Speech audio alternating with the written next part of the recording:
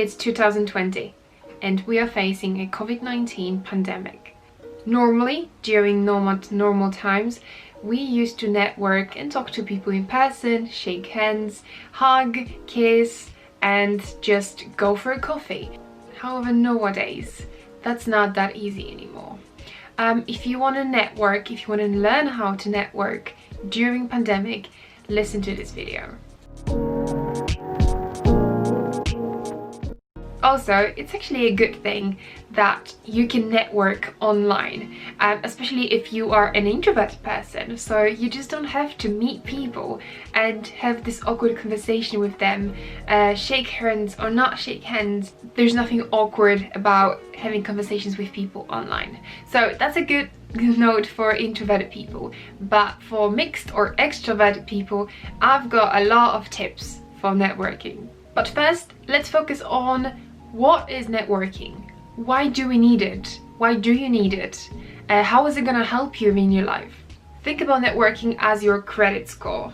Networking is like building a credit score. If you want to get a loan, you will be able to get one. So what does it mean? It means that if you need a job, if you're gonna network, you're gonna meet people and you're gonna know people and people will know you. And if you will look for a job, you'll be able to get one just because you know people, they know people, and they will connect you with relevant people to ask on and connect with, and that's going to be much easier for you to get a job. So why do you need to network, and what is your goal of networking? So is it your business that you're trying to do? Is it the university you're going to and you want to meet new people?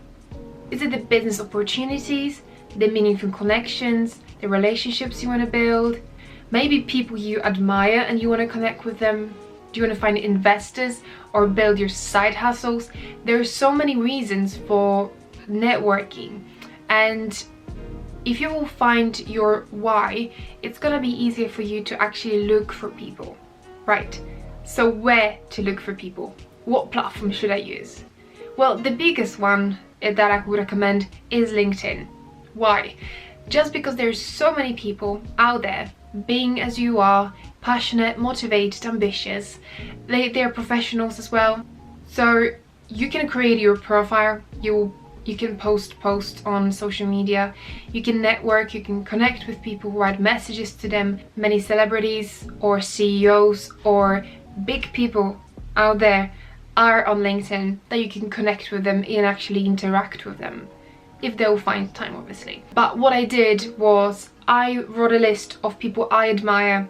There were celebrities, TV presenters, any journalist. I also wrote a few CEOs of companies I wanted to work for in the future. Obviously the pandemic destroyed every single dream I had, but it doesn't matter. All of these people that you admire, you look at, you follow, you watch on YouTube, Facebook, Instagram, all of these influencers also might be there. You can connect with them, and if you have a question, you can always ask them. Obviously they don't have to answer, so wait patiently for the answer or just move on to another person, so it's not like you will get 100% a response there, but you can always try. Okay, so let's try networking practice. Let's say you want to work for Unilever and you live in United Kingdom. So who to find first? So Unilever, you're going to the company website on LinkedIn. And now you can see that there is so many employees on LinkedIn that you can message. So you can click here or you can go into people here. So what gives me, I think it gives me more view when I'm clicking on people here, because then I can search. So there's different countries, there are different universities they went to, and there are different people. So what we can find is, if you want to go for the internship, maybe someone did internship with them and you can message them. So there is quite a few people, but what we want to do is we want to see where they lived. We want an allocation which is United Kingdom, which is here. And now, maybe if we'll be lucky, we can also search for what they did. If you want to do marketing, then you go into marketing, and you've got 86 people, 86? Yeah, 86 people who are living in the United Kingdom, and they do marketing, and they did internship with Unilever. So that's all of the people you can message. Contact, you can click contact, and you can reach and ask how they got their internship and how they started working for Unilever. Maybe they will give you some tips, tools. So what you can do, let's say we're gonna click on her, and I can click connect, or I cannot message her in here, but what I can do is I can click follow, or I can connect with her, and then there's gonna be a note that I can add. So there is 300 characters you can say.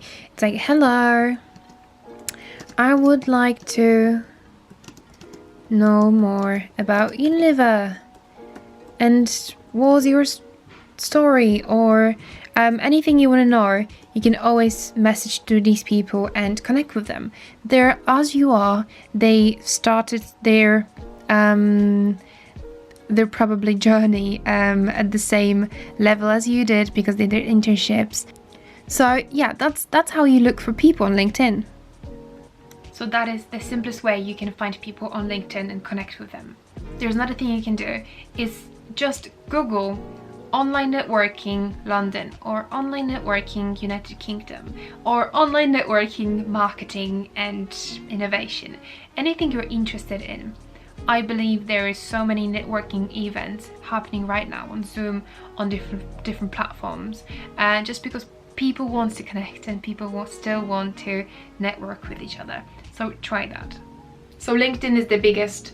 Obviously you can network on Facebook and Facebook groups if you will find something you might be passionate about, but it's not as easy as on LinkedIn, because LinkedIn is developed for networking. You can look for people on Facebook and then find if they're on LinkedIn. You can do that. The same with Instagram. You can find people on Instagram, follow them, message them. They're not really responding often there, but you can try. Obviously, if you're not gonna ask, you're not gonna know. So it's better to ask, because asking costs nothing. Just try. If you want to connect with someone, try on different platforms. If there's someone who you really want to talk to, you can always find their email on their website. It depends how big they are. If they have their own receptionist or private secretary, then you have to contact them, emailing or calling them. So it all depends on the person you're looking for. The next way to network is to attend events, networking events. It's pretty impossible to attend any group events right now. It might be available soon, but who knows. So what you can do, you can find out many events online that are specifically for networking online. There's plenty of them. I've been on one during the entire pandemic. It was alright. It's quite difficult to talk to people being online, because you have to change rooms and talk to different people, and just the screen is, for me, it's not comfortable. I'm not a screen person, so I much rather talk with someone in person. But it does not matter. Networking is still possible to do it online, digitally. You can always attend meetings, online meetings, webinars, seminars online. There's plenty happening during the lockdown. And you can watch different people's YouTubes, because many people created their own YouTube during the pandemic, so they can share their content. Instead of having a physical event, they can just record a video from these people. As I said, online networking, events UK, platforms, there's just so many. The events, business networking events, online, upcoming. Let's see, upcoming. So this one is £39 plus VAT per month to attend networking events. It's still cheap when it comes to events like that. Obviously, if you're a student, you can take a look at the discounts that they have. They should have student discounts. There is just so many, and Google is full of different meetings like that. So just take a look what is around your city, or town you're in, and there should be something available. So let's talk about the background work you have to do to start a network. Obviously, you can start network now without preparation, but it's much better to prepare for networking. So before you send your first message, you do your first call or your first Zoom meeting, stop a bit, look at your online presence first, see how you present yourself to people out there, how they see you, how do you want to be seen, what do you want to change on your social media or online presence to be visible and to be recognized in the way you want. So first of all, upskill, build your online presence. You can take a look at my video about online presence and personal branding I did recently. So take a look at that, watch it, create your social media, clean your social media, and get ready when it comes to online. So everyone, I think, probably, I would do that.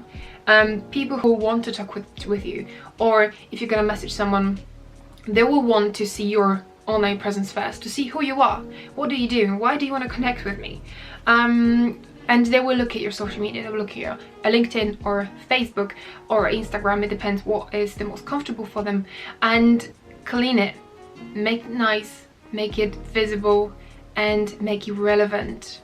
Side note, keep it up to date. So if your LinkedIn profile says, oh, I'm still studying at University of Lincoln, and you're not, make it relevant, make it up to date. When you do network, ask specific questions.